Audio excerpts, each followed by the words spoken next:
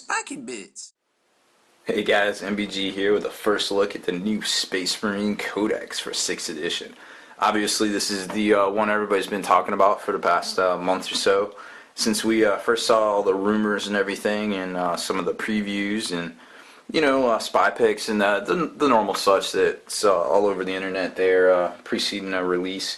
So as you can tell by this book, it is definitely huge. Normally the Space Marine books are always a little bit bigger than the normal codexes, but this one is no different. It's probably about 5/8 of an inch.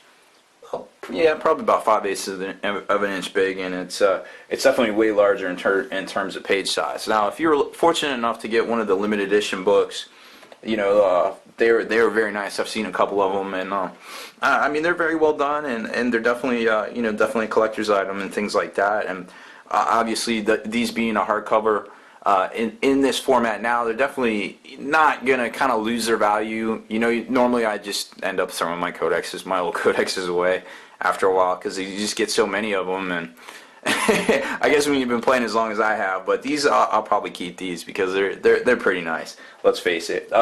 The inside cover here is basically featuring a set of artwork from the last book. That's definitely pretty cool looking. Iron Hands, of course. I think this was Iron Hands or was Raven Guard. This was Raven Guard. Sorry. Anyways, apologize to all you players out there. That's definitely Raven Guard there. So as you can see by the content cover here, definitely a lot of content. It breaks down each of the 7 rumored chapters that we heard about. Then it also kind of goes into a bunch of different things, the actual units themselves, then the armory, then basically the actual army list itself.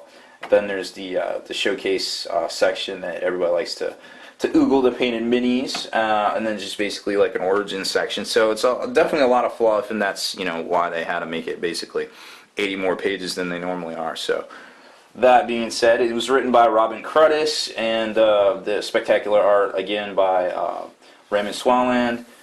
His stuff is pretty spectacular all across the board. He's actually got a lot of Magic cards to his credit as well. So if you're into Magic, you've probably seen some of his stuff. So there's going to be a whole ton of new art in here. A lot of older art got colored finally and things like that. But pretty neat stuff to see. So first off, they go into the rich history in the background, the Horus Heresy, of course, and all of that. They kind of redesigned the universe here a little bit, which is kind of neat to see another picture of it. Then, like I said, each section, and they go into the specifics on each chapter. So you got a whole bunch of these. I just flipped to the fist just because I always like yellow power armor. So there's that. Then, of course, there's a Black Templar section, which, you may be on the fence whether they deserve their own book or, whether they got kind of assimilated back into this book or not. I don't know.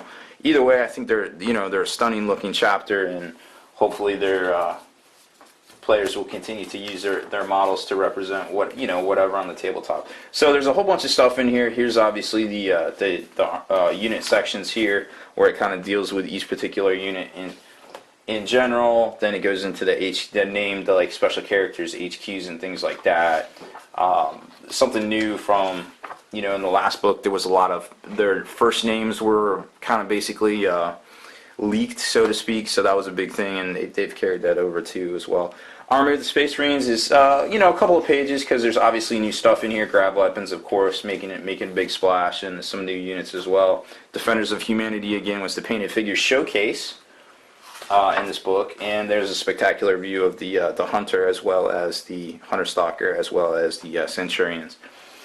And then we skip ahead to the Emperor's Sword, which is basically the army list section, which of course is much larger than normal. And in the very back, I'm not exactly sure why they did this back leaf, but they did. You've got the big fold-out quick reference, which is way bigger than normal because, well, there's a lot of stuff in here, of course. So it's basically 4 pages worth. No, I guess it's just 3 with the little artwork right there. So that was interesting to see. And there's some pretty cool looking there we go. So some pretty good looking Raven Guard as well. It's nice to see this Storm Raven finally got included in the normal Space Marine chapter. So there's that, and there's the back of the book, also equally cool looking. So anyways, that's pretty much the New Space Marine Codex. I'm not going to get into a bunch of specifics because I'm sure the stuff's out there. If you really want to find it, this isn't the video for you. If you just wanted to take a look at, hey, what's my, $60 get me? Well, there it is.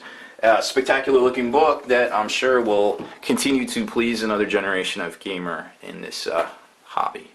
So anyways, that's pretty much it. That's my video review of the New Space Marine Codex, and definitely check out this channel here in the near future for some tactics articles and all sorts of things, as we will be putting this book through the paces in the short term.